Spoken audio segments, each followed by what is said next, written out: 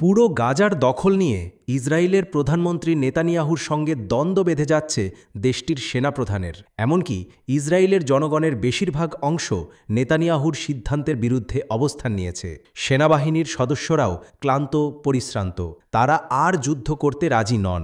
এমন অবস্থায় reserve force ডেকেছেন নেতানিয়াহু। তবে কোনো কিছুতেই সেনাপ্রধান নেতানিয়াহুর সিদ্ধান্তকে মানতে পারছেন না, যে কারণে ইসরায়েল সেনা অভ্যুত্থানের মুখোমুখি হতে পারে বলে গুঞ্জন ছড়িয়ে পড়েছে গোটা দেশে। আর এমন ঘটনা ঘটলে ইসরায়েলের বেশিরভাগ জনগণ সেনাবাহিনীর পক্ষে থাকবে বলে মনে করছেন বিশ্লেষকরা। গাজা পুরোপুরি দখলের ঘোষণা দিয়েই বিপাকে পড়েছেন ইসরায়েলের প্রধানমন্ত্রী বেনিয়ামিন নেতানিয়াহু। এই ঘোষণা ঘিরে দেশ জুড়ে ছড়িয়ে পড়েছে বিক্ষোভ। রাস্তায় নেমে এসেছে লাখো মানুষ। শুধু অভ্যন্তরীণ অস্থিরতায় নয়, আন্তর্জাতিক পরিসরেও সংকটে পড়ছে দেশটি। এক একে ইসরায়েলের মিত্র দেশগুলো ফিলিস্তিনকে স্বাধীন রাষ্ট্র হিসেবে স্বীকৃতি দিচ্ছে। এমন পরিস্থিতিতে জানা গেছে, নেতানিয়াহুর গাজা দখল পরিকল্পনায় সন্তুষ্ট নন সেনাপ্রধান ইয়াল জামির। তিনি উল্টো প্রধানমন্ত্রীকে জিম্মি বিনিময় চুক্তি মেনে নিতে চাপ দিচ্ছেন। সেনাপ্রধান ও সরকার প্রধানের এই দূরত্বকে ঘিরেই বাড়ছে জল্পনা-কল্পনা। ইসরায়েলে কি তবে সামরিক অভ্যুত্থান ঘটতে পারে? এমন প্রশ্ন দেশটির গণমাধ্যমেও দেখা যাচ্ছে।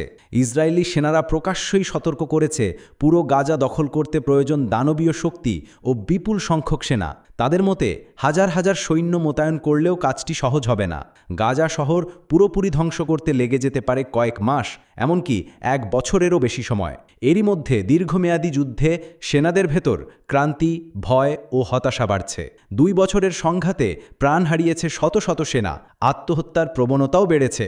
মনোবল ভেঙে পড়ায় যুদ্ধ চালিয়ে যাওয়ার আগ্রহ কমে গেছে সেনাদের ভেতর। তবুও নেতানিয়াহু নিজের পরিকল্পনা বাস্তবায়নে অটল।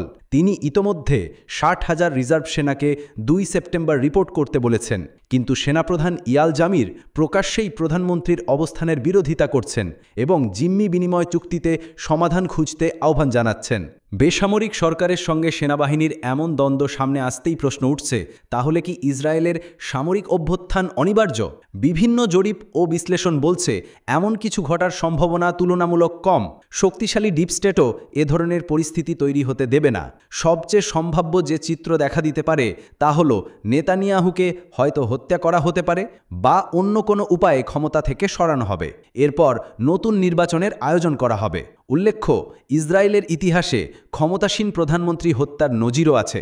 সব মিলিয়ে ইসরায়েলের সামরিক অভ্যুত্থান সরাসরি না ঘটলেও রাজনৈতিক অস্থিরতা ও ক্ষমতার টানাপড়েন যে নতুন দিগন্ত খুলে দিচ্ছে, তা আর অস্বীকার করার উপায় নেই।